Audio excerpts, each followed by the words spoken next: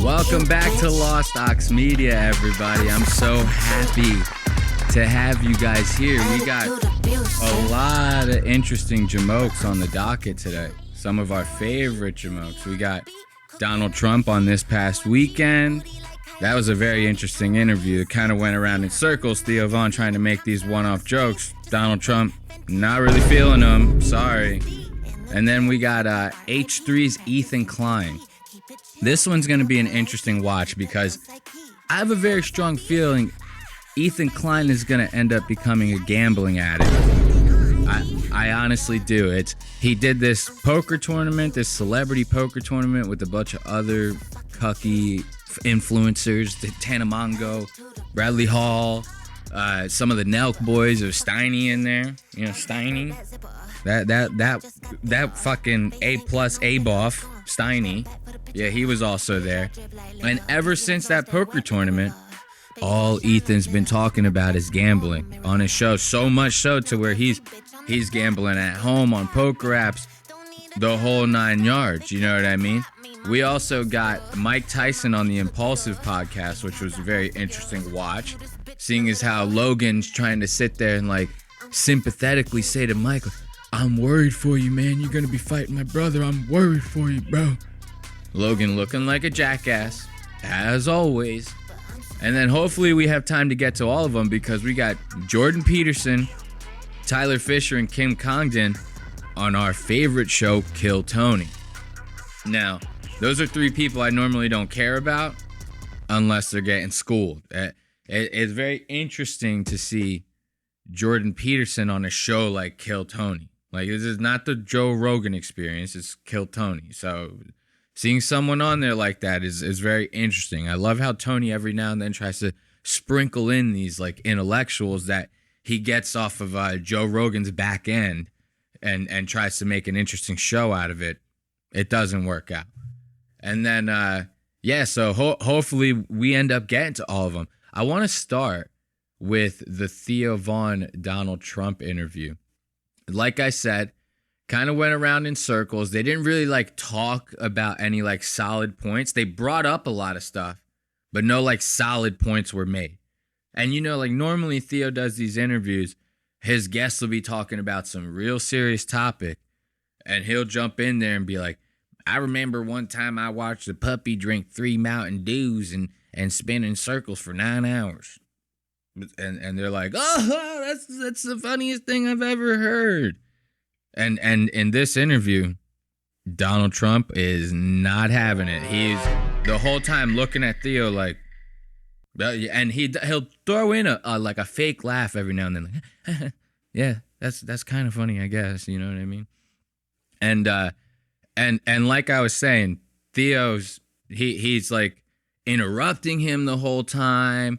Donald Trump, he's not really somebody who's like used to that. He's used to being able to really like he lets the whole speech go, and then you get your point, and then he says another long-winded thing, and then you say something. That's how these things are supposed to work with someone like Trump. Okay, he doesn't want to hear your redneck babble. All right, but let's check this out. Already from the rip, Theo looking crazy as fuck trying to dress up for this thing. Watch. But your thing is going really great. My son's a big fan of yours, Baron. Look at Theo. This is crazy as hell to show up to this thing and be like, "I think I'm gonna dress real nice for this interview. I'm gonna bust out the big guns for Papa Trump." And he shows up wearing a fucking one of those T-shirt sponsors. I don't even remember. They're like, these are shirts that are made for fat men, but they got tight sleeves. He's got like one of those on, and like a blazer from fucking Men's Warehouse. You know what I mean? This is top-notch shit. Mullet on fleek. You know, he's got these. Look at these. These are like a gift from Kid Rock. He's got like snakeskin boots on. And the jeans have like the frayed edges at the bottom. For those of you listening. This is Theo Von's very nice getup. This is his fit for the Donald Trump interview. And of course, we have a good old product placement by Theo's new drink sponsor. You know, you got a little mango tea over here. We got a green apple tea thing over here. Very nice product placement. Love to see that. Let's see how this thing starts out. Really, Baron is? Yeah. Oh, nice. Yeah, he just graduated high school, right? That's right. He just did. He knows you very well. He said, Dad, he's big. Wow. Yeah, big one. Look at Trump's son. I'm sorry. This guy, this is Trump's son, Barron. Just graduated high school. Big fan of Theo Von. Look at these two together. This kid looks miserable as fuck. Like he looks like the most miserable piece of shit. That his father is Donald Trump. You know what they say? It doesn't matter how cool you are. Your kids are always gonna think you're fucking lame. You know what I mean? Not saying Donald Trump is the coolest guy out there, but he's pretty fucking rad. I mean, talks a lot of shit, and as you can tell over here at this channel, we appreciate stuff like that. So Donald Trump's son, huge fan of Theo, looks like the most miserable fuck on the planet. Yeah.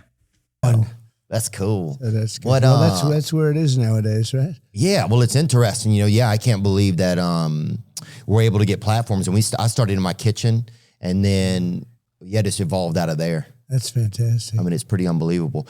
See, Trump is already talking to this guy like he's a fucking little kid. You know what I mean? He's like, yeah, that's great. That's so great. You started out of your kitchen. He's like, motherfucker, I'm pulling 10 million every goddamn interview. I don't care about how you started in your kitchen, okay? But I do find it very interesting that, like, politicians now, we're kind of like in this era of like politicians doing podcasts. And they're all trying to show like, hey, I'm a relatable person, you know? I'm not just a politician. I show up on the podcast. We all know you're trained for these types of things, you know what I mean? And so it's not really like a facade that's fooling us, you know?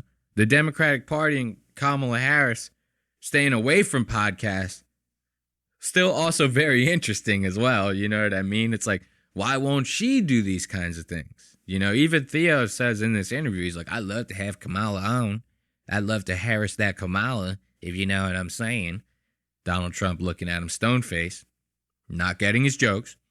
But yeah, like I said, I find it very interesting. It's very interesting to see like Donald Trump do this. He just did I think he did what was the other one that he did not too long ago? Damn, what was the other Donald Trump interview he did not too long ago? Oh, he did Impulsive. Duh. We're about to talk about Impulsive. What the fuck? So yeah, he did Impulsive. He did this a couple years ago. He did the Nelk Boys podcast. I find all this very interesting. It's like watching a lion out of its cage or something like that. But look at this. It's funny. Donald Trump, he kind of like doesn't really know much about Theo Von. Like, if it wasn't for Dana White being friends with Donald Trump and Dana White also being friends with Theo Von, this would have never happened. Like, Dana White's the one that orchestrated this whole thing. So, like, Donald Trump kind of doesn't really know shit about Theo Von. This is not somebody that's in Trump's ecosystem of entertainment, if you will, whatever you want to call it. And it's funny, they start talking about the UFC fights, and Theo's like, oh yeah, man, I was behind you the one UFC fight the whole time. Donald Trump is like, I had no idea you were there. I'm sorry. Look at this. This is actually kind of funny. Some of the best fights during the pandemic. Yeah. But he it was exceptional. There it is right there. See, look. Oh, there yeah. you are, and I'm right behind you there. Oh, clapping wow. with that hat on. I'm a white guy in the that's hat. Great.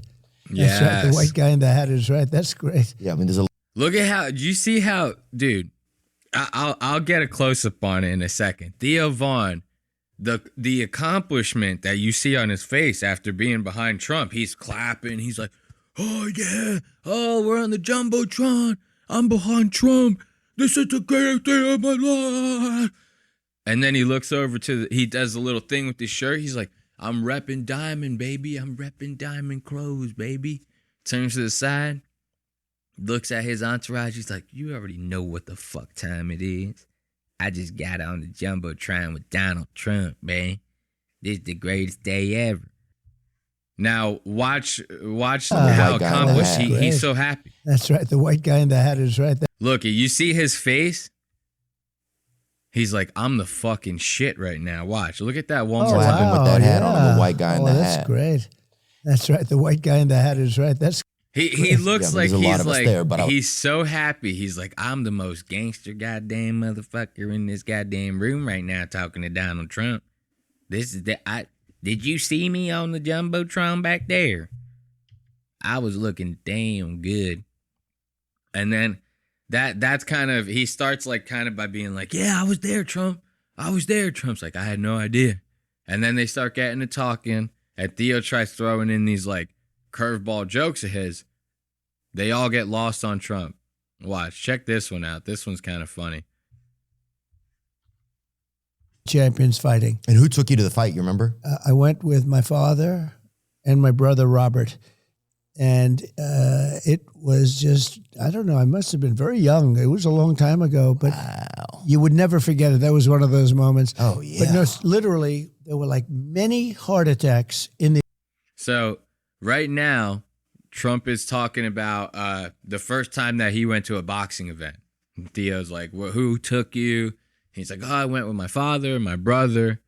And Trump's saying, oh, there were a lot of heart attacks. Everybody there, it was such an exciting event that they were just people having heart attacks in the crowd. Everybody's like, oh, fuck, Joe Frazier with the left hook. You know what I mean? Like, and people are dropping off left and right. And this is where Theo comes in trying to make these jokes. And Trump's just like, I'm sorry, sir. I do not remember, or I don't know who you are. I'm sorry. Was one Watch of those this. moments. Oh, yeah. But no, literally, there were like many heart attacks in the arena. Just people having too much fun, or what do you they think? were It was just drugs? having heart attacks because it was such a crazy event. Oh, yeah. It was so, the people were just, I know. See how he just kind of like rolls past that? Like Theo tried to like kind of test the waters a little bit. What, people just having too much fun, or like was it drugs, or like what was it? Bro, you know what it was. It's just the excitement, man. Everybody is excited. That's all it is. And that one was like a very mild example of that. I'll show you another one. This one was kind of hard to watch because this is where Trump comes in with like a fake laugh. Theo does this little joke and Trump just kind of gives him the old like, yeah, yeah, sure, buddy. At looking at his people like, is this thing almost over? Like, how much time do we have here? Watch, you'll see Trump is really not feeling these little jokes that Theo's trying to throw in here. Oh, 100%. People love him, dude. Look at him. I went to his show not long ago somewhere, and people, I think some guy had a heart attack there too, but it was like, it was more funnel cake related, I think, type of vibes. He draws big crowds, actually. It's amazing. See right there? So now Theo, he's trying to do a little boomerang action, you know? Comedians, they always do this in comedy. It's good to throw like a callback to something. You know, you see comedians do this a lot in their specials. They have like a joke in the beginning. They do like 45 minutes into the special, they throw a callback at it. They're like, remember that one? Kind of good way to like bring the crowd back full circle, you know, into what you're talking about. So they were talking about the heart attacks at the first boxing event that Trump went to. Now they're talking about a Kid Rock concert. They're both also friends with Kid Rock. And Theo's like, yeah, man, I saw Kid Rock not too long ago. A lot of people having heart attacks in there. It was off the goddamn funnel cake. Everybody is eating that goddamn funnel cake. It's got people keeling over. Trump gives them the old, yeah. And then immediately right to the next subject. I don't have time for your stupid fucking jokes. You crazy hillbilly. What the fuck is this? Watch. I went to his show not long ago somewhere, and people, I think some guy had a heart attack there too, but it was like, it was more funnel cake related, I think, type of vibes. He draws big crowds, actually. It's amazing. Yeah, see right there. He draws big crowds, actually. It's actually quite amazing to see just how big the crowds are at Kid Rock concerts. He doesn't give two shits about anything that Theo's saying. And here's another funny one. His Trump, he kind of like doesn't have like a whole lot of respect for someone like Theo. And you could tell he's kind of like sizing him up just based off of like the little bit that he knows about him, because really he's probably only seen like a 2-minute clip of Theo from his son Barron being like, Dad, you should do an interview with this guy. Check it out. And I'm sure Trump took 2 seconds at a look at that for 2 seconds and was like, I'm not doing shit with this guy. And then his son's, oh, well, he's actually very popular. He's got like millions of subscribers on YouTube. A lot of his videos are doing very well. Might be good, you know what I mean, to kind of spread the word on trying to get them votes. And that's where Trump, oh, okay. All right, yeah, we can do an interview with this guy. So he probably doesn't know too much about him. He probably looks at Theo like a very, very dumb, poor, almost rednecky type guy, you know? He's looking at Theo no different than he looks at like a farmer or something like that. And you can kind of tell the way that he views him by like this comment that he makes about Theo's audience in this next time code. You'll see it's kind of very, very strange the way that he does this and says this. And they both just kind of blow past it. Look at his brother right there. That's right. The dude hits. And you know what? He dingers, plays too. golf and he plays well. He hit a perfect drive with me. I said, okay, I forgot about that part. Okay, so now they're talking about Kid Rock's brother, who, for those of you just listening at home, this guy's only got one leg. I didn't even know Kid Rock had a brother. And the fact that he's a one-legged golfer is insane. Like, if you're just listening, this guy is bouncing around on that one leg. He's like pitching the tee. He's setting up the shot. He throws down his crutches. You know what I mean? You know when you hear those crutches hit the floor, like click, click. You know what I mean? He throws them shits down and he gets real serious. Now he goes to take that backswing. I'm surprised he doesn't do a full 360 on the release. You know what I mean? Because that one leg is putting in a lot of overtime. So they get to talking about that one leg on Kid Rock's brother.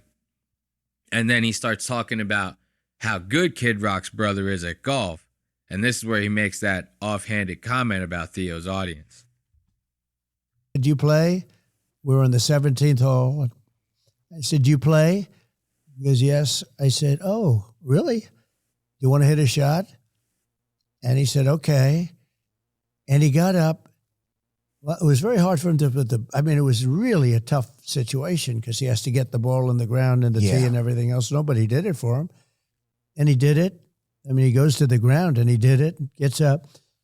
He swung. And I'm a good golfer. He had a perfect shot out to the right with a little hook. Nobody knows what that means in your audience probably, but that's like a perfect shot. Right there. Do you listen to that? That's kind of a backhanded comment. You know what I mean? He's like, yeah, he had a perfect shot. Isn't it interesting? He can't shut it off. If you're just listening, Donald Trump, he's talking, he's like doing the thing with his hands where he opens and closes them when he's like getting excited. Kind of reminds me of like a little kid getting excited for something. Like, could you imagine if you saw this little kid, you gave him like a big piece of cake and he's like, wow, that was a big piece of cake. You know what I mean? He opens his hands and closes them like that to show how big the piece of cake was. You know, that's kind of like Donald Trump, and he's doing this whole thing. Yeah, Kid Rock's brother, he's a great golfer. He's a great golfer. He hit the one shot, it was perfect. All the way to the right with a little hook. Now, your audience is obviously too dumb and way too poor to understand that reference. But I'm going to tell you, it was a wonderful shot. It was a magnificent shot. You know? I kind of found that interesting. That, like, it without saying it, it's kind of like, okay, that's how he views these guys. Like, because what? Why wouldn't they understand that? Is golf, like, beneath the average person? Do you think that, like, people don't golf in their everyday lives? Like, what? It's very, very telling about the way you see the average person when you say stupid shit like that. Let's listen to that one more time. Very, very off-putting comment. Shot. And he said, okay. And he got up. Well, it was very hard for him to put it was really a tough situation because he has to get the ball in the ground and the tee and everything else. Nobody did it for him. Trump's like, he's a handicapped fucking retard. And, I didn't think he had it in him. But he hit the magnificent shot. And he did it. He goes to the ground and he did it, gets up. He swung. And I'm a good golfer. He had a perfect shot. Out to the right with a little hook. Nobody knows what that means in your audience probably, but that's like a perfect shot. Out to the right with a little hook. Your audience is too poor and too stupid to realize this, but I'm going to tell you now, it was a great shot. And like I said, he can't shut that off. He can't shut the Trumpness off. It's kind of crazy. It's so crazy that's baked into who he is. I always thought that was just the way he talked when he was doing public speaking type stuff to try to get the audience engaged. But you could tell he's just always trumping. He's always trumping up the room no matter what the situation is. And they get to talking about addiction stuff. Anyone who's watched this past weekend long enough, Theo, he struggles on and off with addiction. It seems like every other week this guy's quitting. You know what I mean? Bro, you gotta stay strong. I used to drink a lot. I only had to quit once. It was enough. Life got shitty enough to where I only had to quit once. Okay? Seems like every 3 months Theo Vaughn is I'm back in recovery again. But so they get to talking about that, and Trump's talking about his brother who was an alcoholic. Then they start talking about alcohol is so riddled throughout the business world. And Theo's yeah, how do you manage that? And they get to talking about it. And he just says this one thing. He was an unbelievable alcoholic. And I thought this was personally funny to see Trump explain alcoholism this way.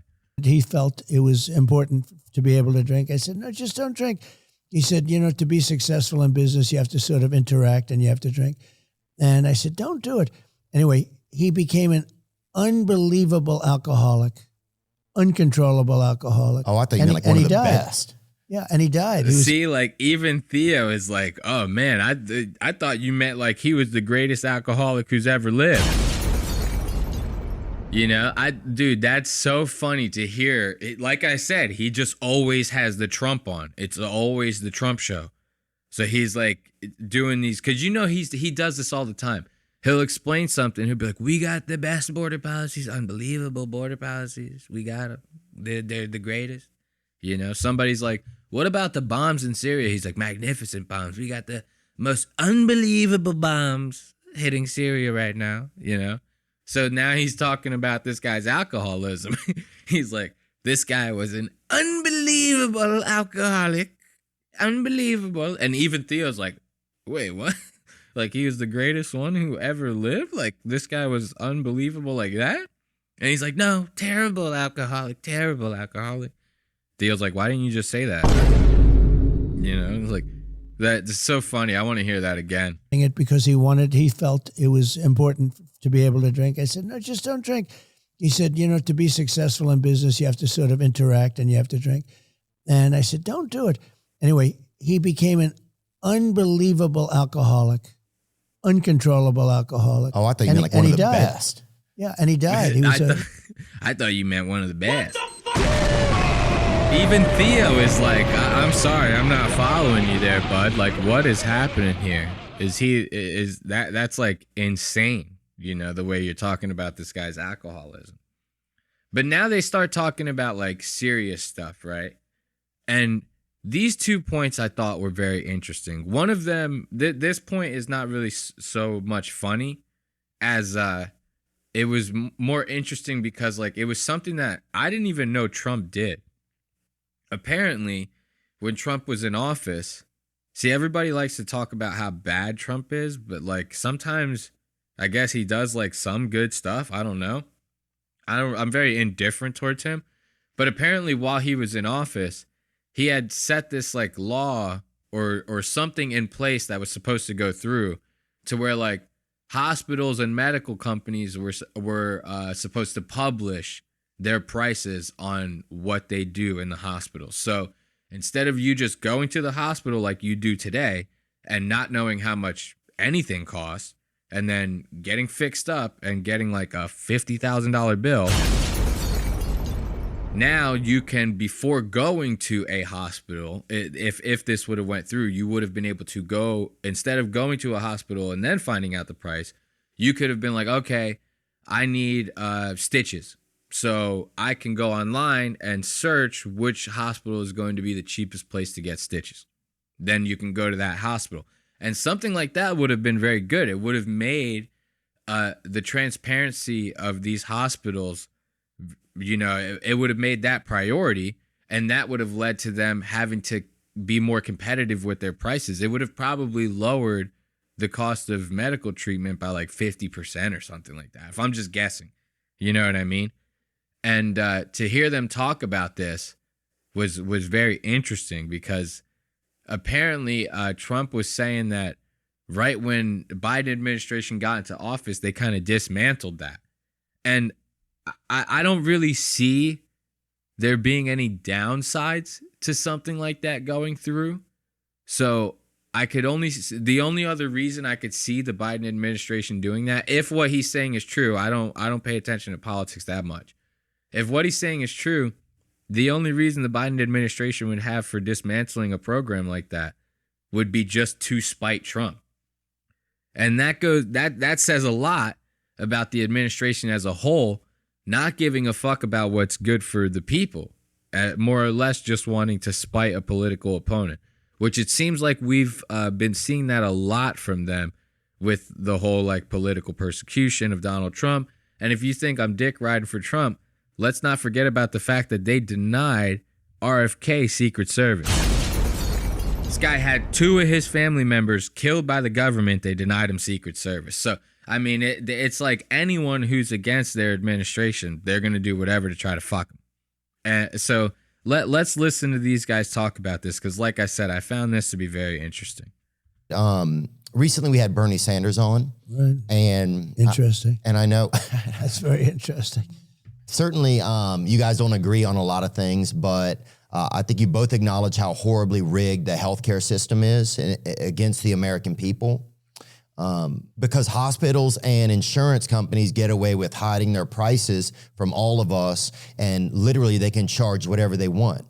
It's like you sign up and say, yes, I'll pay. You trust the hospital, but then you get home and the bill it's whatever, which pretty much feels like some form of extortion to me. That's what it seems like to me. It's a form. Yeah. But you had an executive order where... Hold up. Did you see that? I kind of thought that was interesting. It's like right when Theo's like, this kind of feels like extortion to me. You see Trump kind of lean back, looks over at his people, starts licking his lips, licking his chops, because now Trump is starting to get into this conversation. He's like, okay, the jokes are over. Now we can start talking about the shit that's going to make me look good in front of the people. And so he hears that word extortion. He hears that buzzword. He's like, all right. In his head, he's like, now I hear that word, I can really make this conversation work for me. So I thought that was very interesting to see him act like that while listening to Theo. Watch this. It's whatever, which pretty much feels like some form of extortion to me. That's what it seems like to me. It's a form. Yeah. But you had an executive order where you created a federal rule forcing hospitals and insurers to publish all their prices. Yep. Right? So that people would be able to know, okay, if an MRI costs $600 here and it's $5,000 there, then I can go here and save myself money. Right. But that hasn't even been enforced. Like hospitals... Biden got away with it. Hospitals and insurance companies, they're still not showing their prices. They hated it. Of course they did. And because it would have made it very competitive. And Biden let it go. He never enforced it. And to get that approved was a big deal. And that would have brought down the price of so many things. Not only, just care, right? Care, physical care, mental care. That would have brought down the cost of care by 50, 60%. And Biden and Kamala didn't press it. It was a big thing to get it. but I'll be pressing it. And All right, so right there, like I said, very interesting topic to bring up. Be careful who you vote for, folks. Make sure you know the whole story. Something like that would change a lot of people's lives. A lot of people's lives. Like, insane. And it's, like I said, very interesting that the Biden administration kind of saw something like that and said to themselves, well, Trump did that. Fuck it. We'll just let that one go. That's something that, like, every common person would have benefited from. So hopefully, if he gets into office, I don't know if he does. I'm not saying I hope he gets into office. If he does, hopefully he goes through with this, because I thought that was a big deal. But now it's funny. That would have been like a good policy that he put through, right? Now he starts talking about this other policy. And they start talking about like lobbies and stuff. And lobbyists are like behind a lot of like laws and different things like that benefit corporations. If you don't know, a lot of times different sects of the industries or the economy, like you have like the lawyers, you have the teachers unions, you know, stuff like that. They all have like lobbyists that will lobby for like their causes when it comes to things like politics and laws and different shit like that. And those lobbyists, they have a lot of sway with these politicians because they're putting a lot of money in their pockets. You know what I mean? Let's all be real here. So they start talking about the lobbyist problem, and Trump says the biggest lobbyist problem that we have, the biggest lobby in the country, is the lawyers' lobby. And I got something that will really put these jamokes into place. And he's like, I got this idea where the loser of a lawsuit pays for the entire lawsuit. Now, what that would do is it would stop people from being so litigious. We're a country that kind of runs like a company, where, you know, people are so quick to sue other people. You know what I mean? Somebody, defamation, somebody makes a fucking YouTube video, they're getting sued. You know what I mean? You accidentally cut your foot open at somebody else's house, that's a lawsuit. That's just the way that the country is. It's the way that stuff works in this day and age. And Trump's like, I got a good idea to, you know, cut down on that as well, to make it so that people don't sue each other so easily. Let's make it so that the loser of the lawsuit pays for the entire lawsuit. They pay for the expenses on the other side. They pay for their own expenses. They pay for everything. And on paper, that sounds like a good idea, right? Actually, let's listen to them talk about it, and then I'll put my 2 cents in on it. What are some of the other lobbies that are out there that we don't even know about? well, the most powerful lobby is the lawyer lobby, I would say. The teacher's lobby is important or powerful, sometimes really to the detriment of everybody. But the most powerful lobby is probably the lawyers. Who would think that, right? But they have, that's why if you wanted to get rid of court cases and cut down litigation costs, which in this country is out of control, loser It's pays. crazy. What you do is you go loser pays. In other words, the loser of a lawsuit has to pay for the other side, has to pay back all the money the other side spent. You think that would solve it? Yeah, it would get rid of 75, 80% of the litigation. We are a very litigious country. It's on.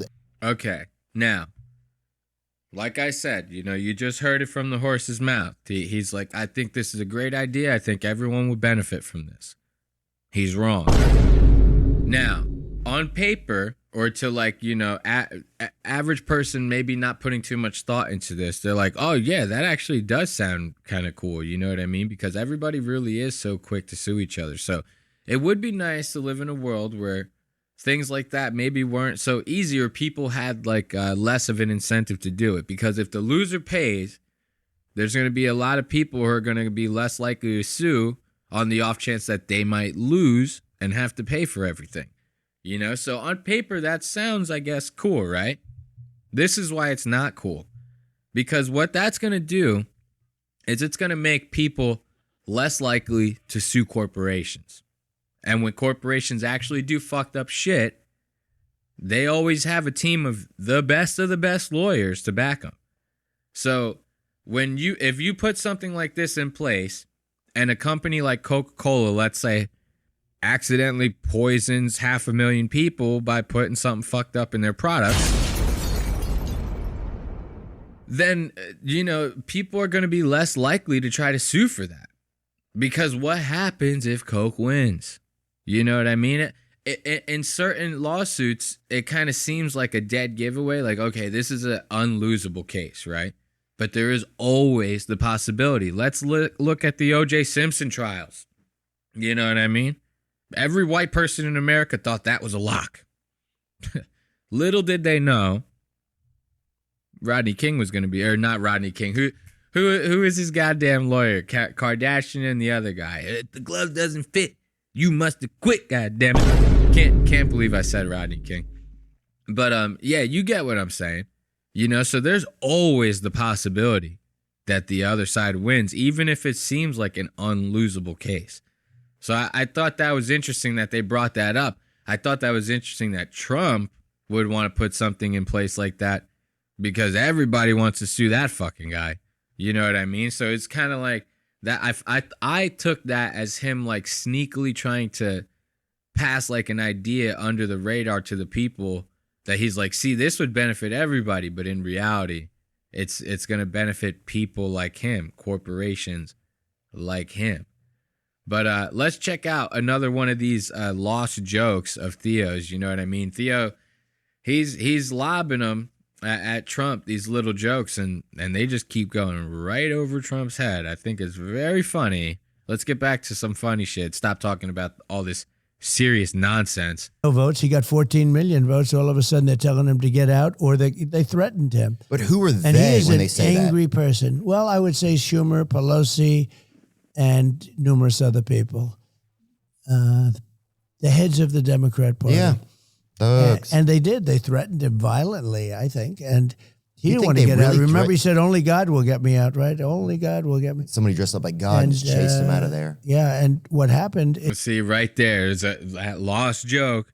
So what they're talking about right now is the fact that Kamala Harris is now like the front runner for the Democratic Party for the elections. And Trump is kind of bringing up the fact that, Trump's kind of bringing up the fact that he's like, I think Biden was like threatened. I think because he was saying only God's going to get me out of there. And Theo tries to put it, some guy like dressed up like God went in there and like chased him out of the room. And Trump just blows past. He's like, listen, man, I don't got time for this shit. And you can see, like, even before they start talking about, like, before Trump, like, ends up completely missing that joke, you can see, like, as they're talking about it, even before it gets to that point, Theo's, like, interrupting him and stuff like that. It was kind of like something that I felt like Trump just kind of had to deal with because Theo was doing that the whole time. He'd try to, like, get these, like, zingers in, these tiny zingers, or he would try to, like, attenuate like the point that Trump was making, and you could kind of see Trump's just kind of like, I don't need you to like do that, you know what I mean? I'm cool. I'm doing it myself, okay? And watch, you'll see the interruptions, the whole nine. No votes. He got 14 million votes. All of a sudden, they're telling him to get out, or they threatened him. But who are and they he is when an they say angry that? person. Well, I would say Schumer, Pelosi, and numerous other people. The heads of the Democrat Party. Yeah. Thugs. And they did. They threatened him violently, I think. And he didn't think want to they get out. really Remember, he said, only God will get me out, right? Only God will get me. Somebody dressed up like God and just chased him out of there. Yeah, and what happened somebody dressed is... up like God just chased him out of there, huh? It was really like that, huh? You know? Now watch this. This is actually funny. I won't even change camera angles for this one. They're getting ready to like wrap it up, and you could see in Trump's face the whole time he's like, I've been waiting for somebody on the team to give the signal. Worst vice president ever. He's the worst president ever, a deadly combination. And we have a country where the borders are bad, where the world is blowing up. You look at Israel, you look at Ukraine, you look at all the different things that are happening. Oh, yeah. She has no clue. And you know what I say about her? why don't you do it? You know, she complains about everything. She's been there for 3.5 years. Why don't you do it? All you have to do is say, why don't you do it? Why didn't you fix it? You could fix it right now. Don't, do whatever you're doing. Yeah. And she won't talk to you, and she won't talk to anybody. She won't be interviewed. She's welcome. So right now, they're talking about the fact that Kamala Harris won't do any podcasts and stuff like that. And of course, Trump is naturally going to use this as an opportunity to be like, she was the worst vice president. He was the worst president. Oh my God. Blah, blah, blah. And then he's going to start wrapping up this thought. And then Theo's going to try to keep it going. And then that's where you're going to see Trump's face, looking at his people like, we really got to get the fuck out of here. This guy's really, keeping this thing going. Mind you, the interview's been going less than an hour.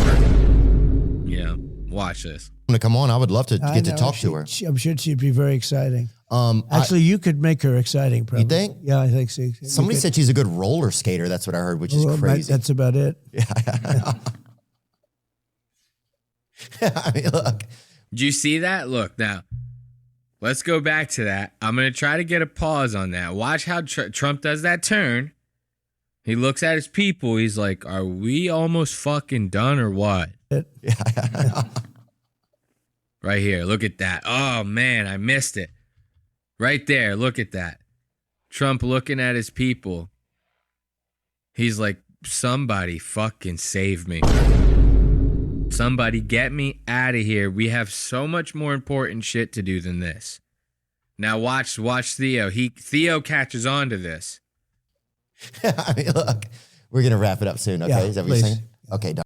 Now, sorry. Trump's like, yeah, please. Now watch his face. Look at his face when he says that. I mean, look, we're going to wrap it up soon, okay? Yeah, is that what you're saying? Look at that. That says it all right there.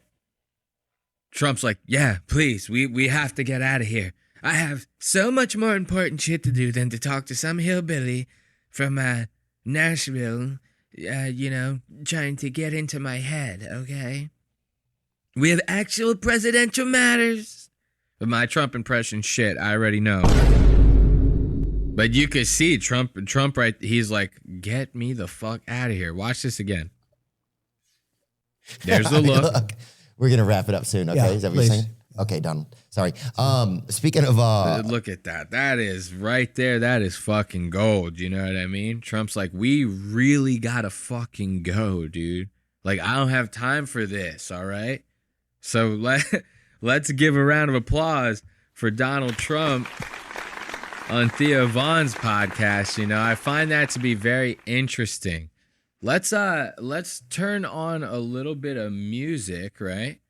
And take a couple puffs. And we'll get to talking about this H3 and this little gambling debacle. I really think that Ethan Klein of H3 is going to end up being a gambling addict. I really think you're going to hear about that very soon. Poker in particular.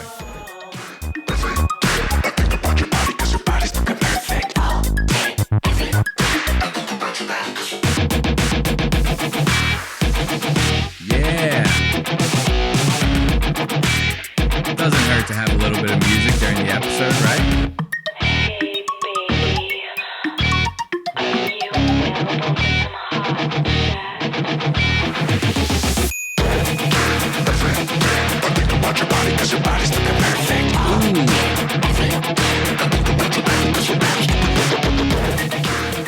So, like I had said earlier in the intro, recently, Ethan Klein and his wife, Hila. You guys know Hila? She talks like crazy, She talks out of her nose with the nasal. They both went to a celebrity poker tournament. They call it a celebrity poker tournament. I don't know why they call it a celebrity poker tournament, because it's not really celebrities in there. You know what I mean? It's just a bunch of influencers. Can you call those celebrities? Remember back in the day when celebrities, it actually meant something to be called a celebrity? Like, it seems like that's completely lost nowadays, you know? It seems like everyone who had a viral video is a celebrity. Tell you what, I've had several viral videos. Nobody knows who the fuck I am. So, like, what are we using this word so loosely for, all right? It was nothing but influencers at this poker tournament. So, they do this poker tournament. They're not even playing for real money. It's a $10,000 prize they're playing for, but they're on the table gambling like hundreds of thousands of dollars. It's not even their actual money. You know what I mean? They might as well be playing with Monopoly money. But Ethan and his wife really loved that poker tournament. They had such a good time there. They even got a couple bribes from some of the people that they've covered on their channel, that some of the people that they've talked a lot of shit about received some bribes at the poker tournament. They got to play a couple good hands, shoot the shit with the boys, you know what I mean? Ethan, he like lives for moments like that because he talks so much shit online, nobody really wants to fuck with him, you know? So let's take a couple more hits and then we'll get into that whole, gambling situation. I find it very interesting. Yeah, I'm telling you, I really think there's going to be some stories coming out in the future real soon, you know?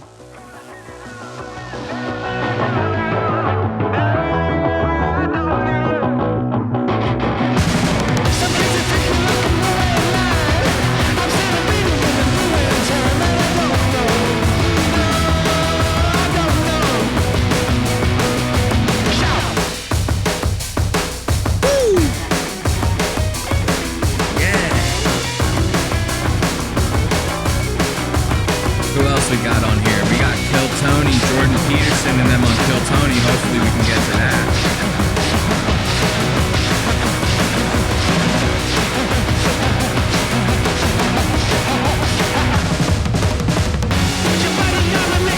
Yeah. All right.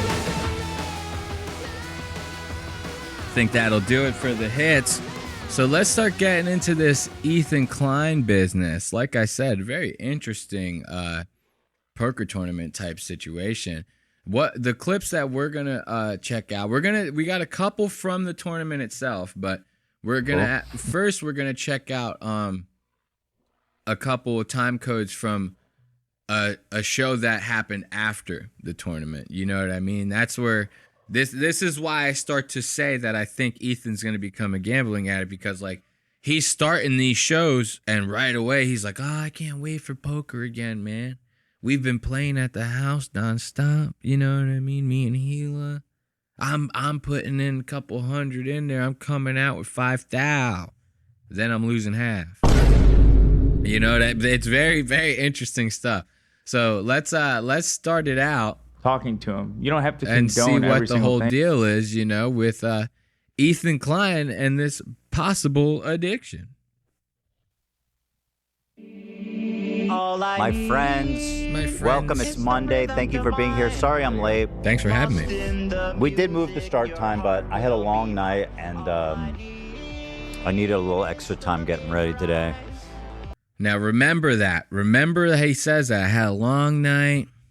You know, I had a long night. And he says he needed a little extra time getting ready today. That I don't think is poker related. He had this weird little accident, you know, where he backed his car over a can of paint. And it exploded all over his garage and his house and his nice little Tesla or BMW or whatever it is that he drives. And I honestly think that he had a long night because he was up all night gambling, playing poker.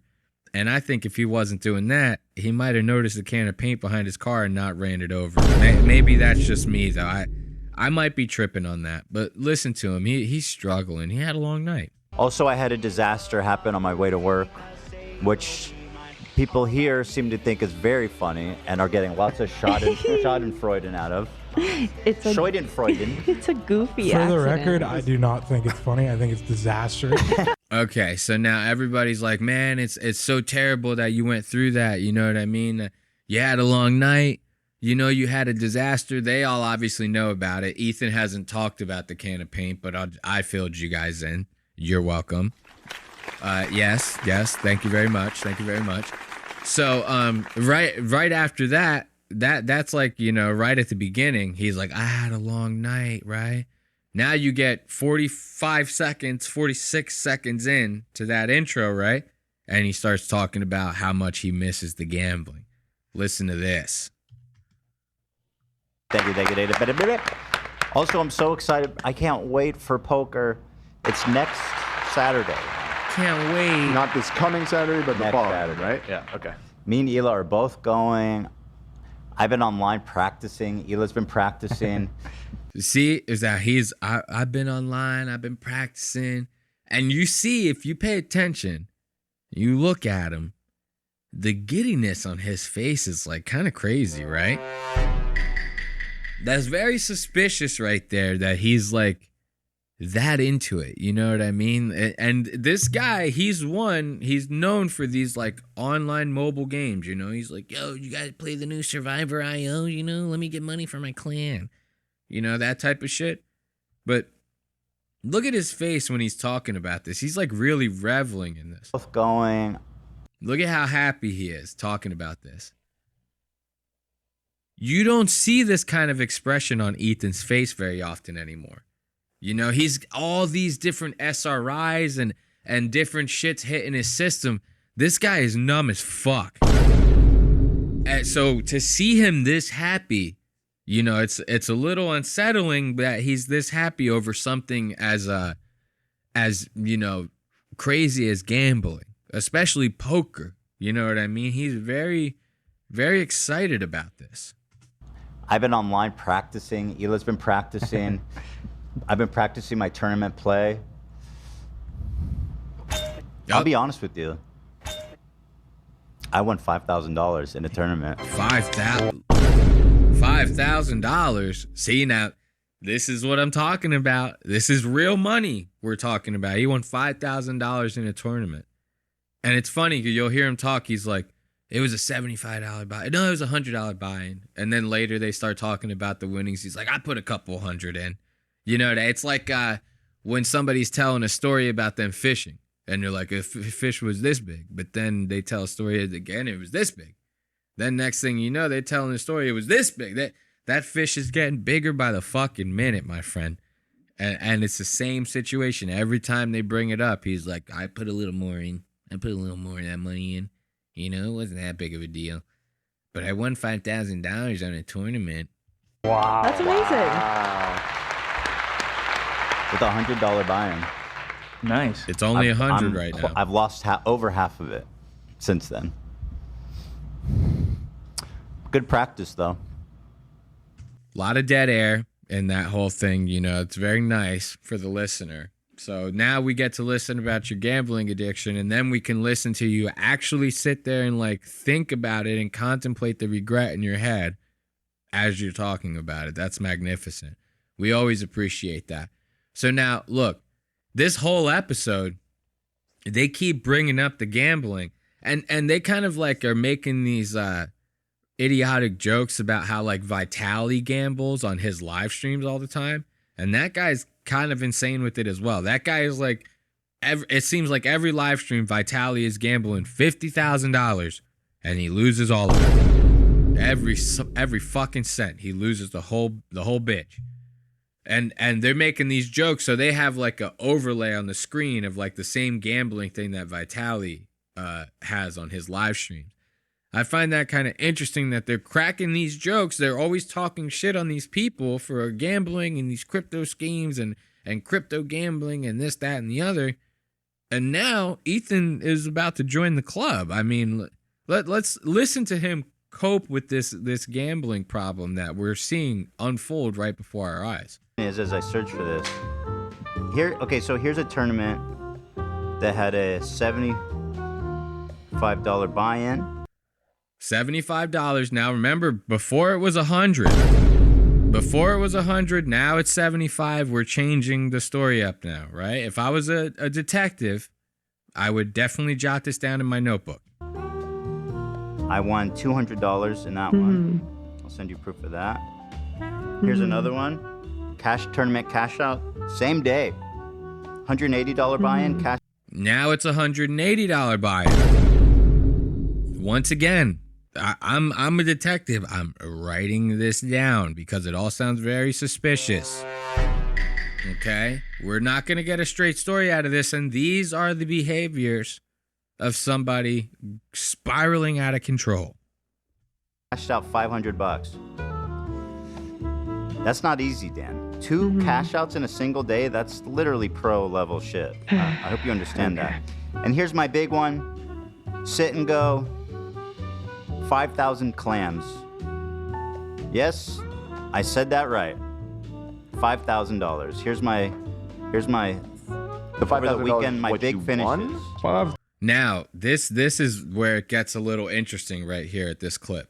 Because now this is the crew, they're about to start like pushing back on this. Like Dan, his producer Dan is always trying to cut through Ethan's bullshit, which I respect a lot. You know what I mean? You can't let the boss always get away with everything. So now the crew's about to start pushing back. Dan's like, is that the money that you won? How much did you put in? You know, because before you said 100, now it seems like you put a couple hundred. You know, so what did you actually win? What did you actually lose? Because now we're not following you, buddy. Watch, listen, this is great. 1,000 Dongarn? Next. Here you go, Dan. What'd you say? The 5,000 is what you won? I won 5,000. So why is your balance 1,500? I told you I lost most of it. I've been upfront with you. Okay. How much? What was the buy-in? Which buy-in? Which buy-in? See? Which buy-in? Now, like I said at the very beginning, he said he won $5,000 off of $100 buy-in. Remember that. Now, he's saying which buy-in. You have to pay attention to the verbiage used here. It's very important. All of them, Mike. It varies a lot. I mean, between like $10 and like I played some that are like a couple $100.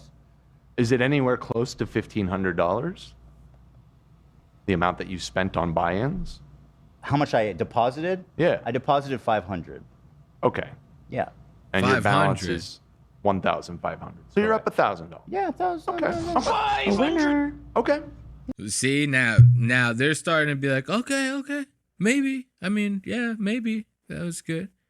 But now that's not going to be the only time that was the first time they pushed back. It's not going to be the only time. We're going to see it again later.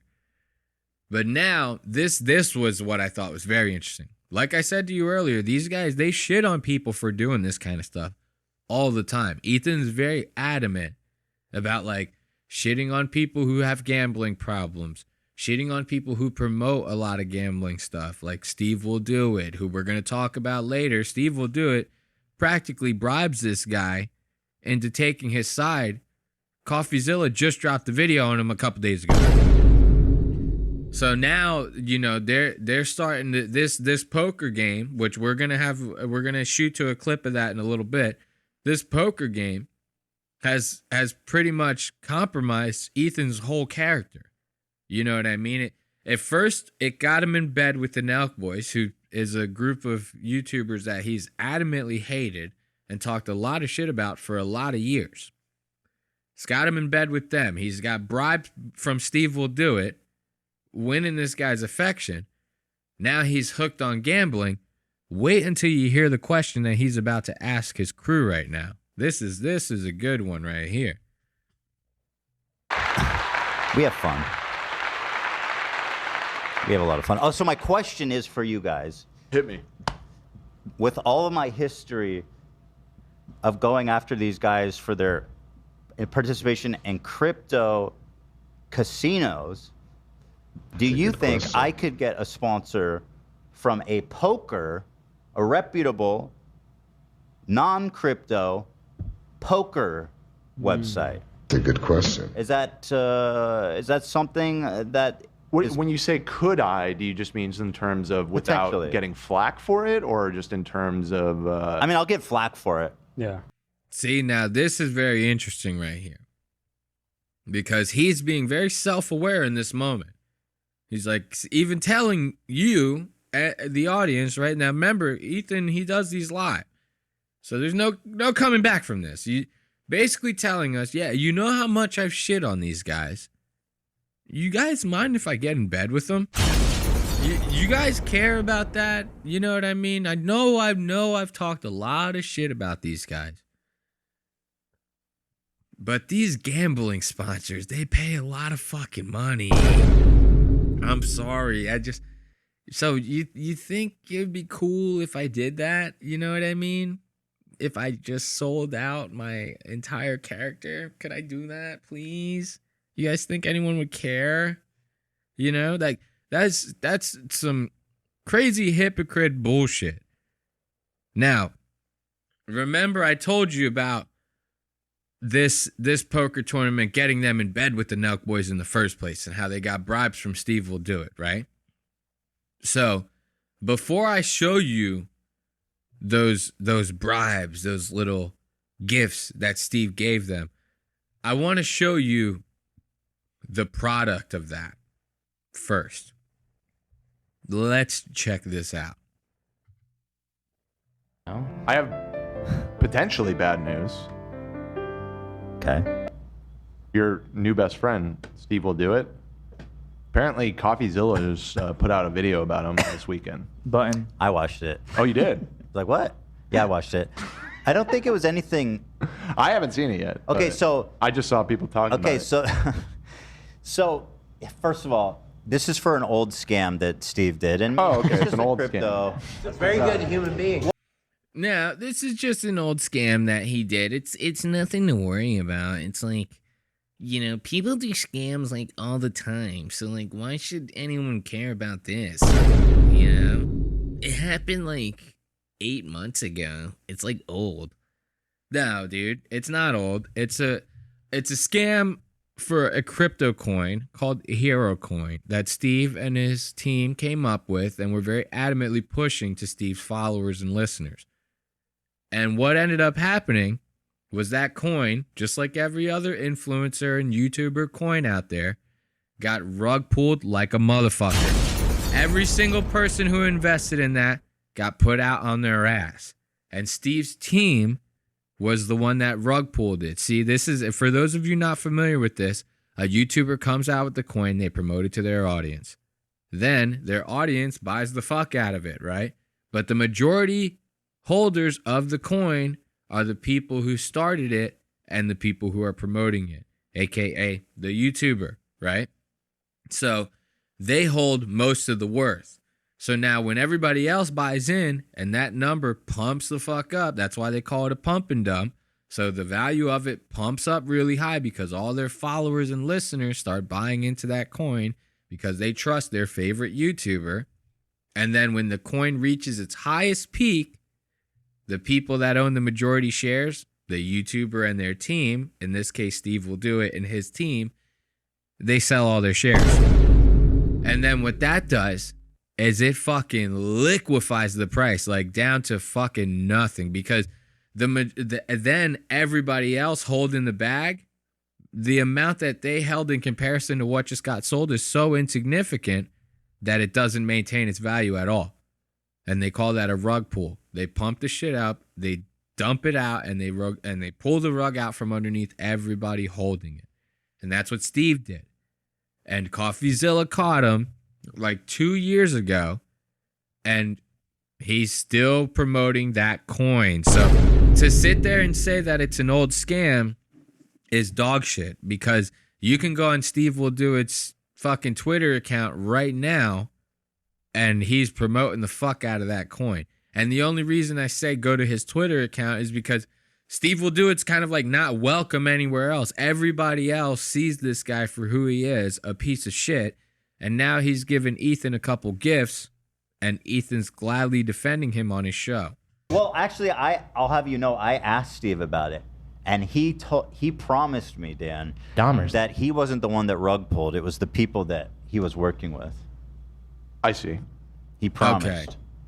He promised that the rug pull wasn't him, it was his team. That makes it so much better, right? Now, that's him defending Steve. Let me give you a little insight as to why he's defending Steve. So, during this whole poker tournament thing that they had a couple weeks, I think it was like 1 week ago or something like that, almost 2 weeks ago, Like I said earlier, you know, Tanamongo, Bradley Hall, you know, all these different, the Nelk boys, Steiny, they're all there, you know, they're all playing in this tournament, having a grand old time. Well, back in the day, SteveWillDoIt said some very unfavorable things about Ethan's wife, Gila. I think he called her like a horse-faced bitch or something. And, you know, now that they're all playing in this tournament together, Ethan just got done doing Bradley Martin's podcast with Steiny. So he's starting to kind of like warm up to the Nelk boys a little bit. He kind of wants to make some friends because he's lived a lonely life talking a lot of shit about a lot of people online for so many years. So now he wants to make friends with everyone. And Steve saw that as like an opportunity to like practically bribe Ethan into like defending him and really not covering him negatively on his show anymore. And we got the tapes. So let's check this out. Brown. So I respect that. I'm very sorry. That's really nice. Thank you. So I got 2 presents for you. Oh my God. Look at Steve. First of all, look, he always looks like he's wearing football gear underneath whatever shirt he has on. Like he has the skinniest arms, but he has the chest of like a UFC fighter. It's kind of strange to me. You know what I mean? So that therefore it always results in him looking like he's wearing some form of shoulder pads underneath his clothing. Like I find that to be very strange. He's a very odd looking guy. Very unhealthy looking. So let's check out these bribes because these gifts are hot. Oh yeah. Oh my God. I got you this. You can open that for her. That's for her. That is Oh, this is for you. No, it's for her. Yeah, you're not getting shit. What are you talking about? For her. And I got you. Bro, you can't be serious right now. I'm sorry for everything. Bro, stop it. It wasn't that serious. No, but you're amazing. Yeah, you gotta call Hila. What do you? This is a very interesting thing right here. I love when people give you a gift and then they try to unwrap it for you. You know what I mean? Like, I'm fine, bro. I don't need you to unwrap my gifts for me. What am I, fucking 5? Like, you do that for little kids. You don't start, you know, unwrapping people's shit that you're giving them. What's next? You're gonna leave the fucking price tag on it too? Like, come on, man. Don't do all the work for me. It's a gift for a reason. I should be the one opening it, okay? I don't like seeing SteveWillDoIt opening the gift that he's giving to someone, especially when they cost so much goddamn money. That experience should be for the receiver. What was it you said? I said I said something crazy. Well, I was saying, say it more often, bro. You hear Ethan right there. He's like, "What did you say, man? What'd you end up saying about my wife? Could you maybe say that like a couple more times so that we can get some like $70,000 gifts from you again? Because that'd be really great. You know what I mean? Like, watch it. It makes me sick listening to this shit. I gotta get you feeling bad more. But this is for you. Dude, that is so kind. Yeah, this is for her too. This is so crazy. What? This is for you too. I don't know what to say. This is too much. Dude, you're out of For those of you listening at home, I had no idea Ethan Klein had such fucking awesome tits. control, bro. Thank you. No, I'm genuinely sorry. I really appreciate it. And then this is for you too. Damn, bro. What the fuck? Good fuck. Dude, you're out of control. Gila, What the hell? I'll be like that. So bam, right there. Now we got the goods. So the first gift was a Coach bag. And those things are fucking crazy expensive. I think they're like $10,000 a bag. So funny, I lived such a peasant's life. Only time I've ever seen a Coach bag, that shit was knockoff. I'm talking real knockoff. Like the type of shit you'd buy on a sidewalk in Manhattan. You know what I mean? That bag was $20 tops. This one, 100% real. This is like a $10,000, maybe $20,000 bag right here. Then Steve busts open the green box. Now, that green box has got something real nice in it. It's got a Rolex. So, if anyone who's not familiar with the cost of a Rolex, everyone knows what a Rolex is, right? But sometimes people are unfamiliar with the price of a Rolex. A cheap Rolex is like $30,000. You know what I mean? And Steve Will Do It is not going to buy a cheap Rolex when he's trying to bribe his way into the good graces of the H3 podcast. He's not going to do that. So this Rolex has got to be like $40,000, $50,000. So he's rolling in with like between $50,000 and $80,000 worth of gifts right here. All because he called Ethan's wife a horse-faced bitch. Take a look at this Rolex, man. This thing is popping. You know what I mean? It's a Submariner type model. Got the blue face. Obviously, the hands on the watch don't tick. You know what I mean? That's always a telltale sign of you got a fake Rolex. If that hand is ticking, get your money back. If you even can. I guarantee you can't. The guy probably skipped town. This thing is shiny as fuck. It comes with its own box. Has a nice little certificate of authenticity. The whole nine. So, you know, this is a huge gift. And you're going to need a big gift if you want these guys to defend you on their show like we just watched Ethan do. Thank God. That is so beautiful. That's way too much. That's awesome. Shiny as fuck. I'm very sorry. It's the least I could do. Dude, that's amazing. You're really sweet, man. Thank you. Shit. And that's crazy. Ethan is on so many fucking SSRIs or whatever the fuck you call them. You listening to this guy's reaction, he's like, man, this is awesome. This is actually the greatest day of my life. You might not see it, but I'm like really excited right now. You know? Like, this is really cool that you did this for my wife. Sorry. Let's be dogs, dude. I'm in good with Steiny. Yeah, here you go. Now the piece is made. The piece is made. We did a podcast on Yeah. Thank you so much. I'm excited for that. Everyone's clapping. See, we can clap too. We'll give these guys a round of applause. Isn't that nice that now everybody's in bed together? Like, they can, you know, do all this. And so now we're talking about this new CoffeeZilla video with Steve Will Do It, and Ethan's sitting here defending the fuck out of him. Now you guys know why. Now listen to this text that Steve ends up sending to Ethan. The reason why Coffee made a video about it is because he threatened to sue CoffeeZilla over his reporting. I like my coffee. Steve Will Do It? Yeah. Did? Well, How is this functionally any different than what Logan Paul has done? Hold on. I'll tell you. One, Logan Paul hasn't given me a Rolex. No, I'm kidding. What the fuck? There you go, folks. You heard it yourself. Right then and there, you heard it yourself. Ethan, he doesn't give a fuck about it. All he cares about is the Rolex. You know what I mean? And he knows Steve is giving out a lot of shit to a lot of people, so he's gonna keep that relationship good. Kidding. No, the reason is because he didn't threaten to sue him. He just sent him a text exchange of his mom and him talking, and his mom saying, is either him or his mom saying that I should sue him. So it wasn't a direct threat, Dan. It was a passive threat of lawsuit. From his mom? Yes, something like that. So now they're talking about the fact that Steve Will Do It. The only reason CoffeeZilla made the video is apparently because Steve threatened to sue him. Ethan's defending Steve by saying, no, Steve didn't say Steve didn't actually sue him, though. He only threatened to. He just said it through text message. You know, it's different.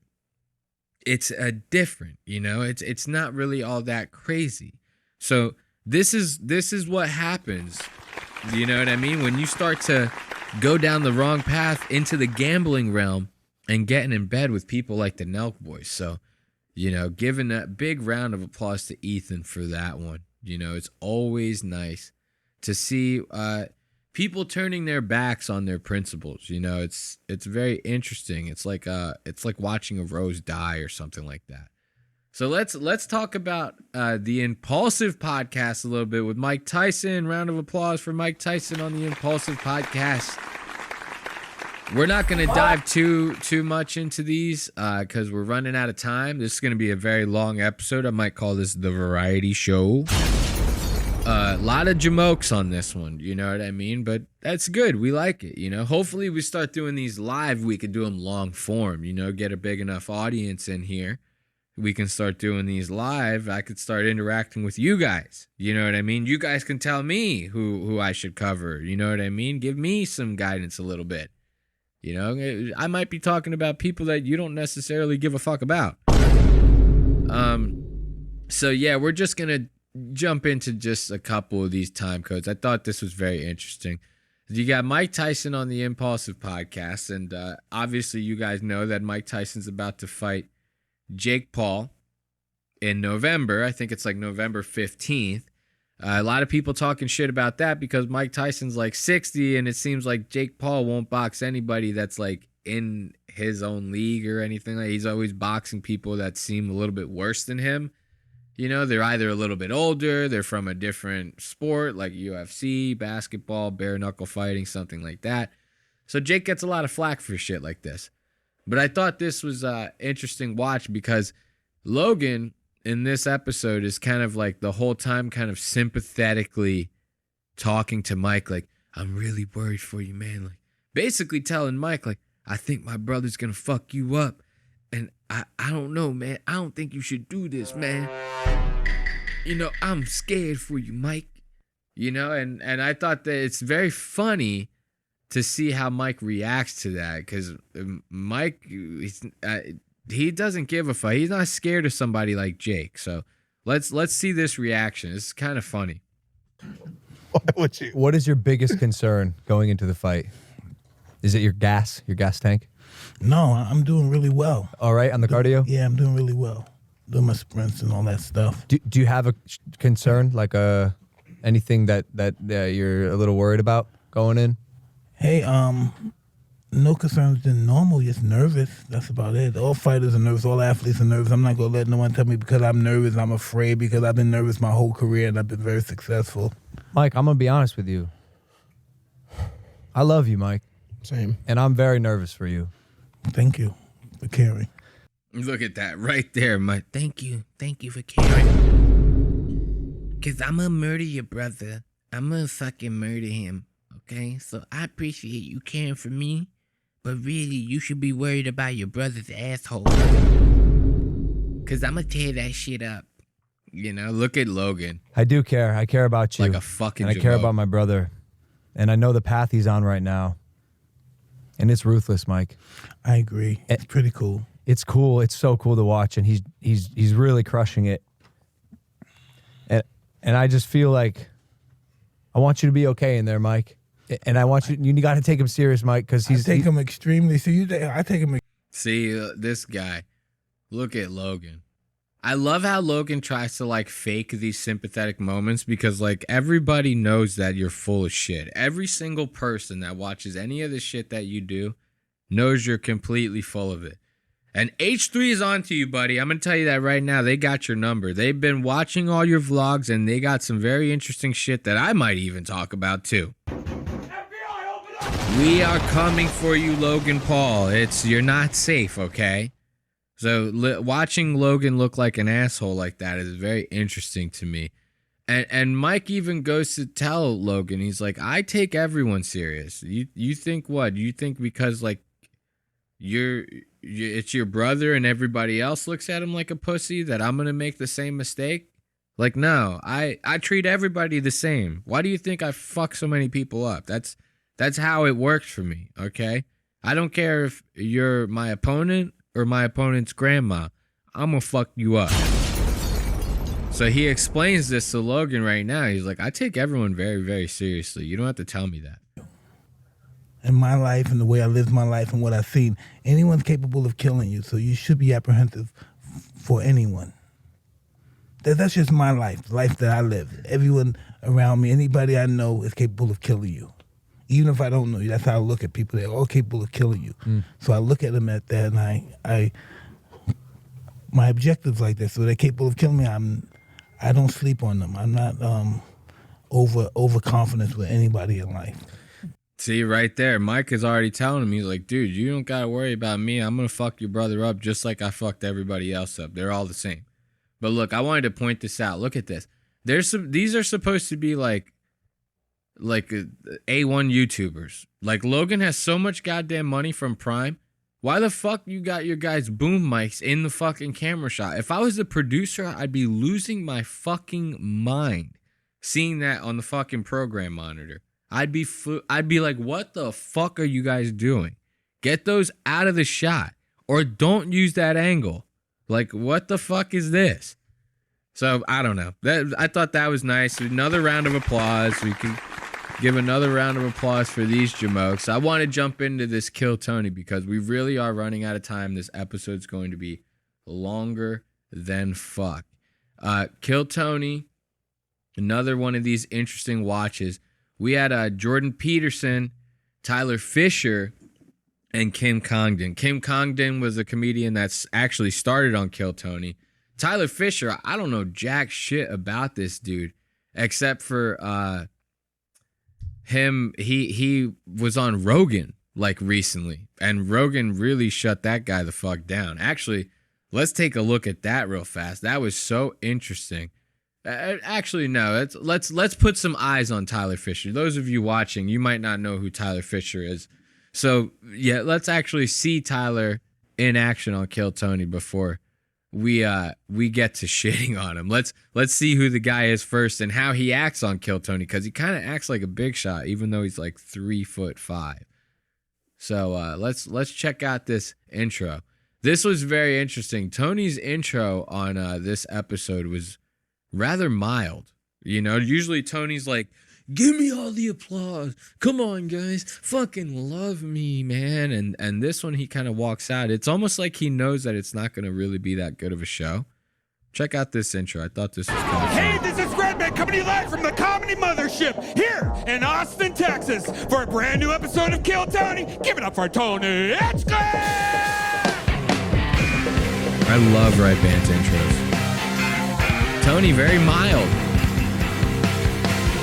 Who's ready for the best fucking night of their lives tonight, huh? See, even him saying that, he didn't seem. Usually he throws like, I'm real based tonight. Who's ready for the best night ever?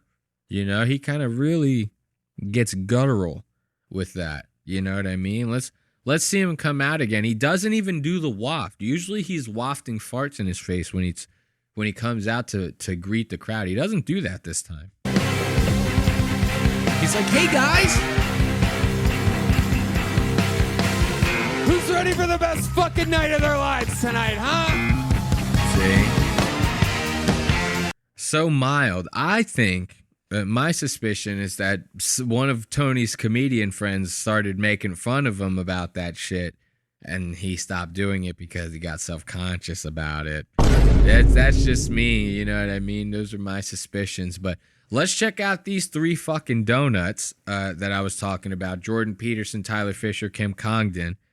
And then I'll show you that Tyler Fishcer clip from Rogan, dude. Tyler Fishcer got embarrassed as fuck on Rogan. That's the only reason I even know this guy. Beings, ladies and gentlemen, your guests tonight are Jordan Peterson, Tyler Fishcer, and Kim Kongdon. Oh my God, Jordan Peterson. So Jordan Peterson already coming in, looking absolutely fucking insane. He's got like all these Christian caricatures all over his goddamn suit. He says that somebody made these for him for like his 12 rules or something. Jordan Peterson's got 12 rules of how to be a cuck. And he preaches those rules very often. Over here, you got Tyler Fishcer looking like the most racist midget you've ever fucking seen. This guy is coming in at a whopping 4'7". He's got the handlebar mustache that goes into the beard that only takes up the lining of his jaw. You know, usually these small guys, it's actually very weird. There's it's like a spectrum of hairiness when it comes to small dudes like this. They're either hairy as fuck or like they can't grow proper facial hair to save their lives. It's always one or the other. They either have like the hairiest backs and chests that you've ever fucking seen, or they got a face full of fucking patchy work. You know what I mean? And Tyler is is on the latter. He's got the patchwork going for him hard. So it's like you can see he can only grow facial hair on the outer edge of his jawline, and there's nothing filling in those cheeks at all. And he's got the handlebar mustache that kind of grows into that, right? Slick back long hair underneath a trucker cap, says Saddleback Supply Company. I don't know what that is, but it sounds racist. And you're going to see why I'm making all these racist jokes towards Tyler. And then, of course, you have Kim Kongdon, who was a nobody, who started on Kill Tony, who's still a nobody. So these three donuts are about to make the lamest show that you've probably ever seen. Tyler Fishcer, Kim Kongdon. Make some noise for our guests tonight. Oh, Yeah, give it up for those guys. I like the use we're getting out of the applause sound effect. It's nice. I kind of like having a little bit of a, let's give it up for these guys, So let's talk about some of these interesting moments. First, before we get into Tyler being racist as fuck, I want to show you the Rogan clip of him. This was the first time I seen Tyler was on the Rogan JRE. The JRE, the Joe Rogan Experience. And when he was on there, he was lying a lot about stories. You could tell he was kind of lying to try to impress Joe. He was doing like really off-putting impressions, but what made him even worse was that he was like doing the impressions while Joe was talking. So Joe would start telling a story about Elon Musk, and under Joe's story, Tyler would be trying to do an Elon Musk impression, real low underneath Joe talking. He did this a lot throughout this interview. And in this one clip, Joe got sick of it and shut him the fuck down. And this was the first time that I ever even heard of Tyler Fishcer. Watch this. This shit was painful. Robert Kennedy explained this to me. This is his words, not mine. But if he's right, it's the craziest fucking thing I've ever heard in my life. And I think he's right. In the placebo group, two people died. I'm going to do his voice while you talk, if you don't mind. Don't do that. In the placebo group, That was fucking, what the fuck was that, dude? Holy shit. Like, that was painful. That was painful. And that was the first time I ever heard of Tyler Fishcer, was that one clip. Well, not that one clip. I watched the whole episode. The episode fucking sucked. But so now we got them here at Kill Tony, right? And we'll get into some of their antics later. I wanted to go to this one time code. This is, they have on Kill Tony, they have the regulars that come on first, the one regular, and then they start doing the bucket pulls. And this week's regular, because they rotate them out, is Ari Maddie. Good old Ari Maddie, the Estonian assassin. He's fucking crazy, man. And Ari, he does his 1 minute set, which, wasn't too bad. It was whatever. But afterwards, they start doing the interview part where Tony's talking to Ari about some stuff, and they start talking about a trip that they had to Florida to do a couple shows together. And Ari says a little too much. You'll see. Tony doesn't like this. Listen to what he says. Ari, so much fun. We had fun in Florida. I took you to do some sold out theaters with me. Florida people are fucking crazy, huh? Jesus. That was your first time in Florida? First time in Florida, yes. We talked to some porn stars after the show. Holy shit. Talk to some what? Talk to some what? Now, watch. Tony's going to get real quiet. Okie dokie. Thank you. Is there anything else you'd like to tell the fucking world that we did after I paid you to live your dreams on the road? Notice how Tony does that? He always does that. Somebody says something that's like against him, and he goes, well, let's, why did you go ahead and make fun of me after I just got done doing all of this awesome stuff for you? You know what I mean? Even though the only reason Tony has been put on the map is because of all the, the Joe Rogan and the stuff like that, the exposure that he gets from other people, You know, you don't ever hear anybody throwing that shit in Tony's face, right? So what the fuck are we doing here? I hate when Tony does that kind of shit. He'll be like, I made it all possible for you, and you're going to sit here and make me look bad on the stage. Oh, my God. So it's very interesting. Watch this. Let's listen to that back again. Yes, we talked to some porn stars after the show. Holy shit. Okie dokie. Thank you. Is there anything else you'd like to tell the fucking world that we did after I paid you to live your dreams? So now, watch. Tyler's about to come in with a smidge of racism. It's not going to be the first time we hear it, or not going to be the last time we hear it. Sorry. Every day, every episode with the bud. You know what I mean? That stuff gets me.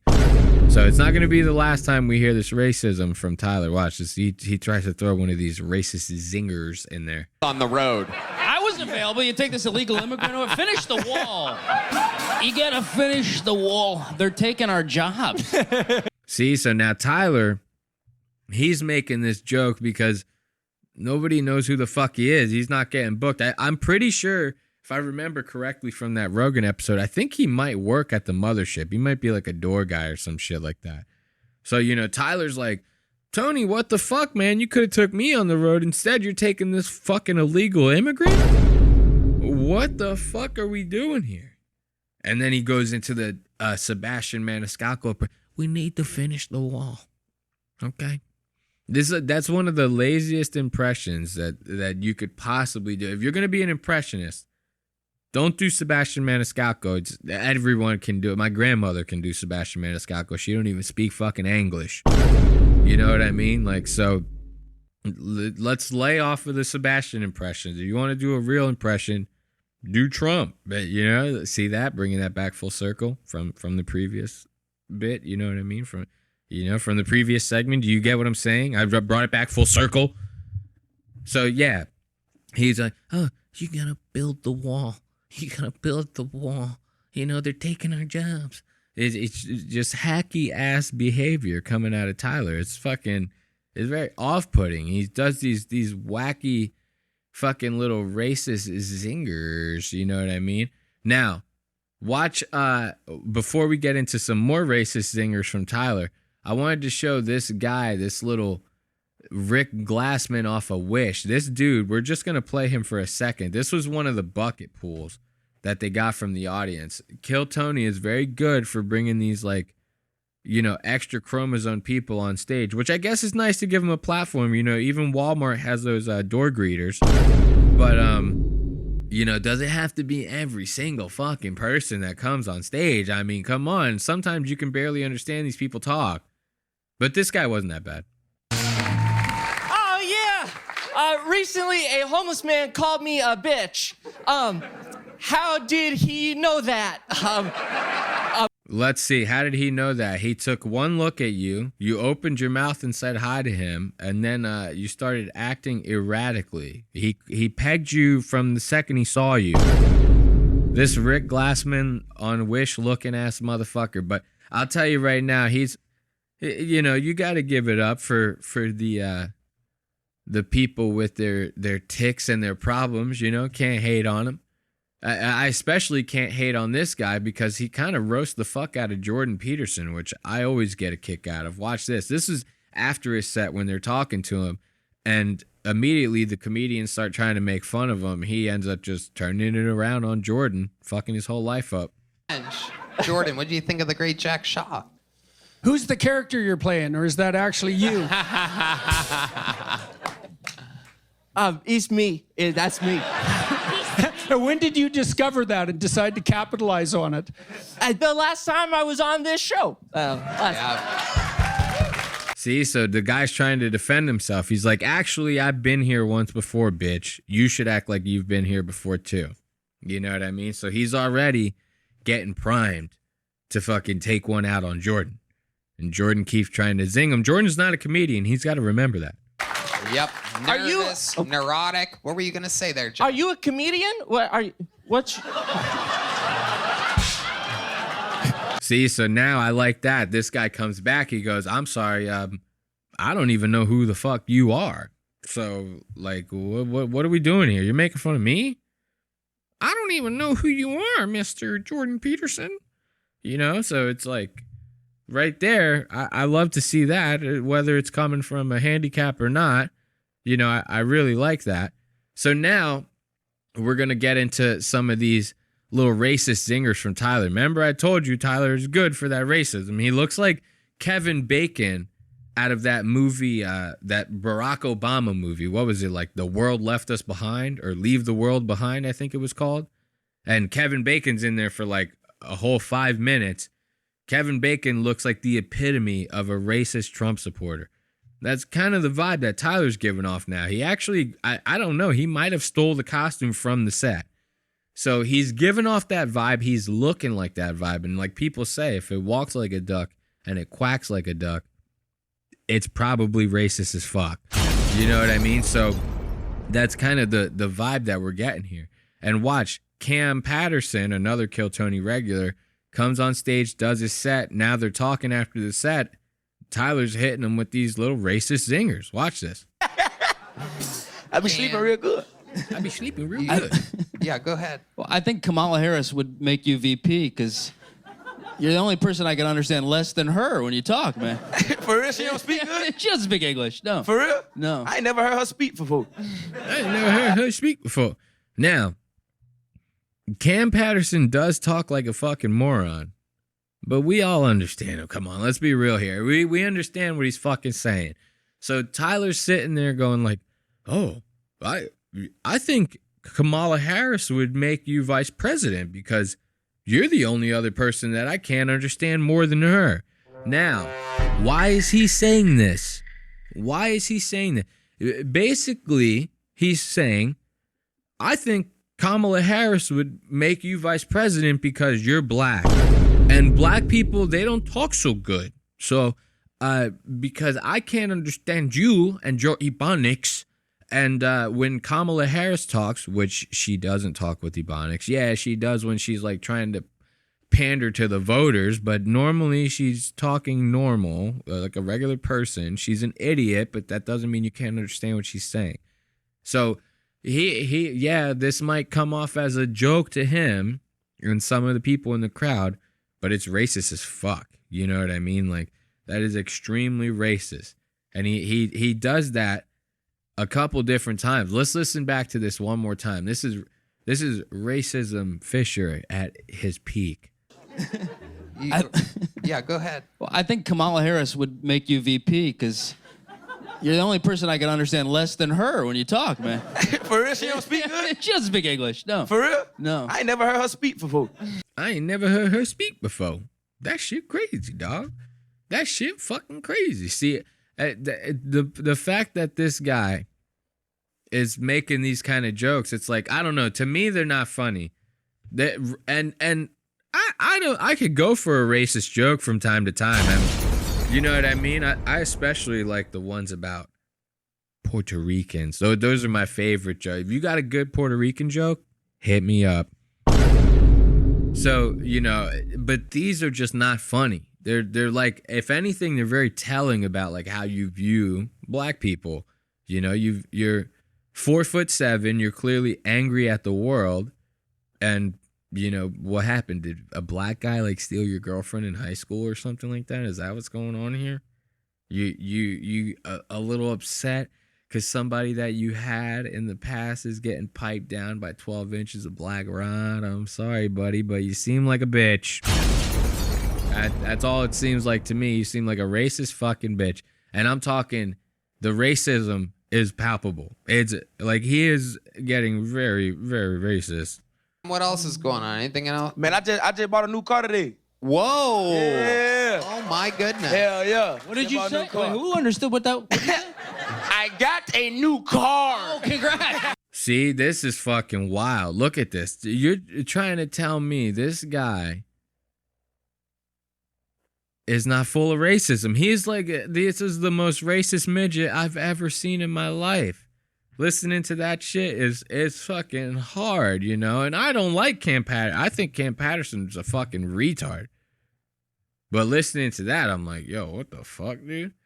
And then Tyler, he's very hacky comedian, you know? He's only good for like doing these real fucking hack job ass impressions. And he does one of Jordan Peterson, and he's like so happy and like excited about doing it. He even gets to wear Jordan's jacket. But wait until you hear his set. The irony that is in this 1 minute set that he does trying to make fun of Jordan Peterson is fucking crazy. Watch this shit. It's interesting. This doesn't make sense because you're here. It says Jordan Peterson.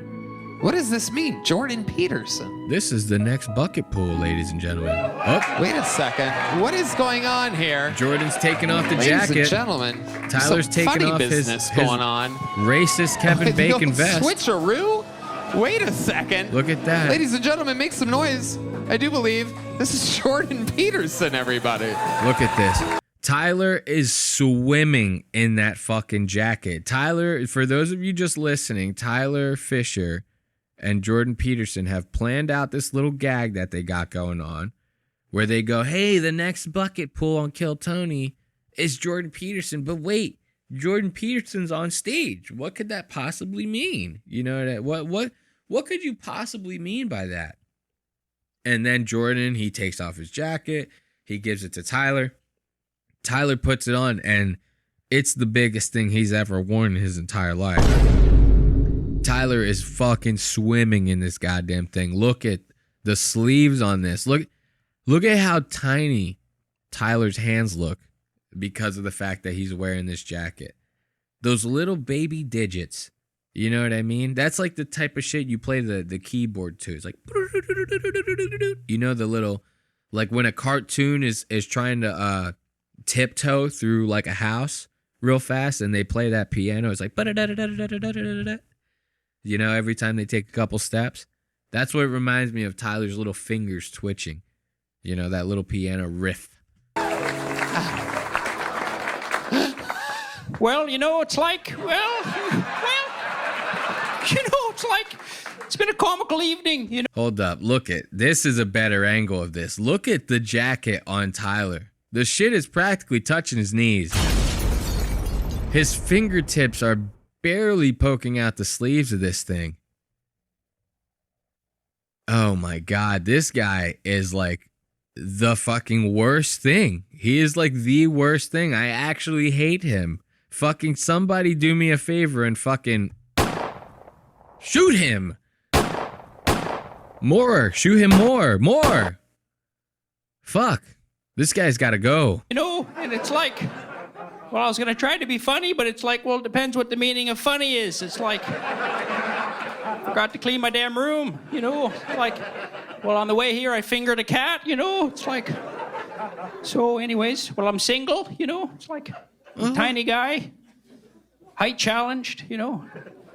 The damn feminists make you put your height on Tinder. I had to change my damn height to millimeters to trick them. It's like, well, you know.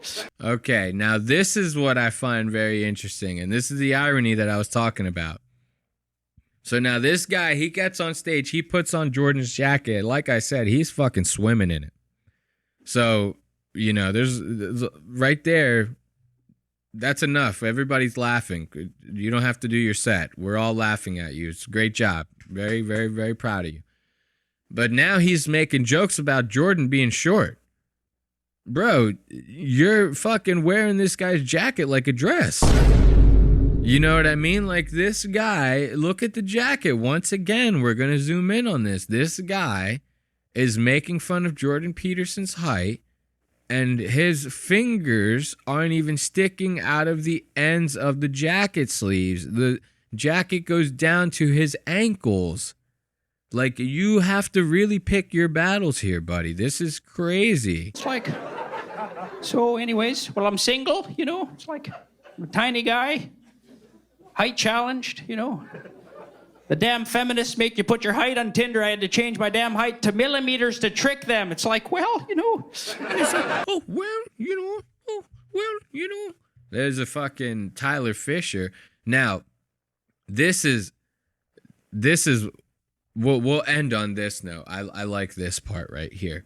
Normally, William Montgomery is somebody that I'm not rooting for. You know what I mean? I don't really dig his stand-up. His whole shtick of like yelling at the crowd and like being an asshole to the crowd and the people on stage, it kind of doesn't do it for me. And when he's like making fun of fucking Red Band's mom on stage, it's very uncomfortable. I don't get with it, you know what I mean? Red Band looks very uncomfortable. He looks like he's like not really having the best time.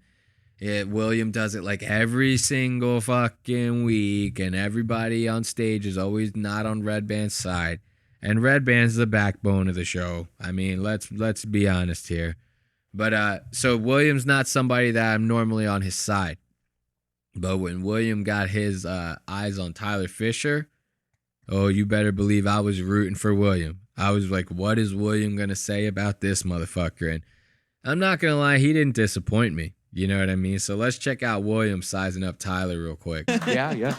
Amazing. Tyler Fishcer. Yeah. Well, I haven't seen much of your stuff. You kind of look like Louis C.K. when he went into hiding. I like that. You're funny, though. Ooh, so right there. Tyler, a complete nobody. Like, William, people know William. Like, as much as I'm talking shit about William, people know him. The Black Keys, you know, on Rogan, they fucking love this guy. You know, people actually know him. Famous people actually go to see his shows. So Tyler, right away, he's starting out not on a good note with William by being like, oh, I actually never seen any of your shit. I like your stuff, though. You look like a washed up Louis C.K., you know, after the masturbation thing. So, yeah, no, but you were great. You were great. And if you think William's going to sit and take that shit lying down, you're fucking sadly mistaken. William is not having it. He does look like he took a flight and it crashed, and then he fucked a volleyball for like 3 years, and then came back to Austin. It's like a flight. Hold on, Tyler. I'm just a little curious. Can you stand up for a second? Oh my God. Oh shit. Here we go. What is going on? So right here, Tyler's trying to save face.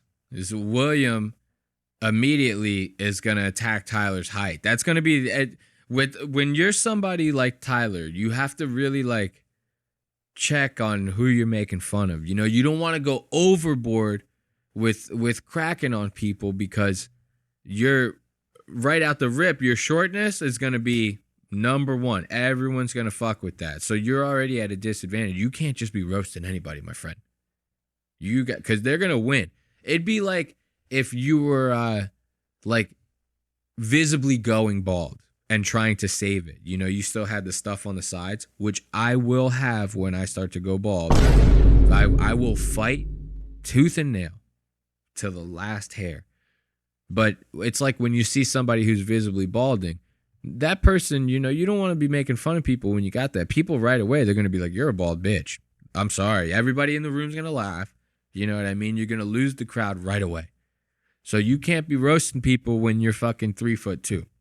Okay? I mean, mini me looking real tall around you. You cannot just go roasting anybody. So William right away is like, well, why don't you stand up for everybody to see? And Tyler tries to save face by standing on his chair, which he thinks is making him look real cool. You can see it in his face. He's like, I'm the shit. I might as well be Kevin Bacon. I'm just as racist.